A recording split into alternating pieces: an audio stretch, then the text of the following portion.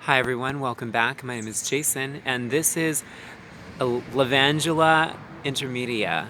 This is known as Provence lavender, and this is a hybrid between Lavandula angustifolia, which is English lavender, with Lavandula latifolia, which is Portuguese lavender. So they've created this lavender that's very heat tolerant, and it actually is the foliage is right here. It's this nice silvery foliage. It is evergreen or ever silver, perennial in the garden, and it is one of the strongest scented lavenders with such a sweet and amazing scent.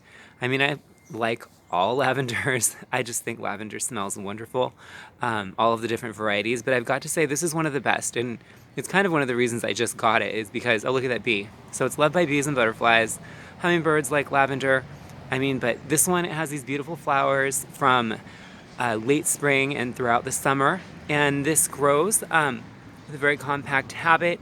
It grows to about, so it's larger than Lavandula angustifolia.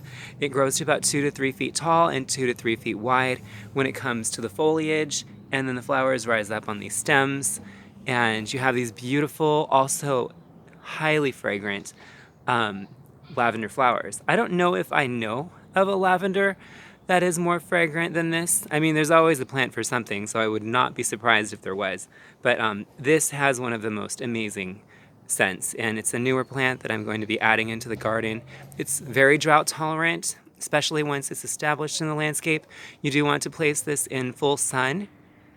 It loves lots of sunlight, so make sure to give it that. And you want as far as irrigation, it's drought tolerant, so make sure to put it on low irrigation. But if you're just now putting it in and it's summertime, I would give it more like medium, regular irrigation. As far as fertilization, you don't have to fertilize lavender that much. I would just give it a side dressing of compost to enrich the nutrient value of the soil. Do that in the fall. Once your lavender is done, either whether that be late summer or early fall, that is when you can prune back both the flowers and the plant. But make sure with lavender that when you prune lavender, and make sure that you do prune it every year in the fall here in California, prune it back by a good amount to make it really nice and compact, but don't prune below the foliage. That is a lavender rule 101. Don't prune past the leaves. So if you have a lavender that has long, woody, twisted branches, sometimes it's too late to really correct it, but what I would do is start from the top, cut back until you get to foliage, but don't go past where the leaves are growing. Wait a while, and a lot of lavenders will push lower growth, and once you have leaves growing beneath where you initially pruned your plant back, you can prune it back further. And really try not to prune more than 1/3 of the plant in a given session. Lavender's awesome because it's deer resistant, gopher resistant, rabbit resistant.